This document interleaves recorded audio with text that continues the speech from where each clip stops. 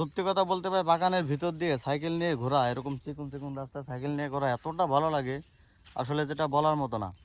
কিন্তু একটা জিনিস কি, ভয় লাগে, বাগানের ভিতরে কেউ আসতে চায় না, আমি নিজেও আসতে চাই না, ভয় লাগে। দেখেন নির্জন পরিবেশ, এই দিকও ফাঁকা, আপনার এইদিকে পাহাড়, পিছনে এইদিকে ফাঁকা, এইদিকে ফাঁকা, একবার পুরো নীরব।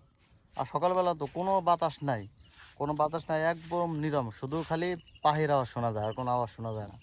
ভয় লাগে মানুষের, যে বা মোবাইল টোবাইল যদি নিয়ে যায়, সাইকেল মাইকেল নিয়ে যায়, ঝামেলা।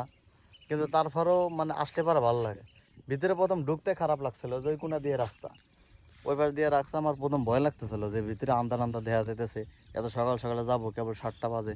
কিন্তু এদিকে আসার পরে দেখি ভালো লাগতেছে, একবারে খোলা জায়গা, নির্জন পরিবেশ, একটা মানুষও নাই। আর তারপরে সব থেকে বড় বিষয় হলো, ওই যে একটা পাখি দেখায় আপনাদেরকে, ওই যে গাছের ডালে বসে রয়েছে, মানে ওর আওয়াজটা, ওই পাখির আওয়াজটা এতটা ভয়ঙ্কর, বুম বুম এরকম একটা আওয়াজ আছে না, হরর মুভিতে যেরকম দেখি, একবার ঠিক ওরকম, মানে ওর আওয়াজটা শুনলে ভয় লাগে। এবার তেমন কিছু নাই, আছে পাখি আছে, বান্দর টান্দর মাঝে সাথে দেখা যায়।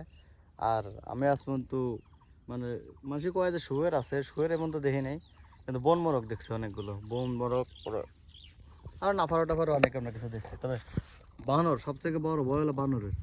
বানর যে সময় আসে, ওই যে লাবার বাগান, এই পিছনেতে বানর আসে, একবারে 10টা 12টা একবারে আসে।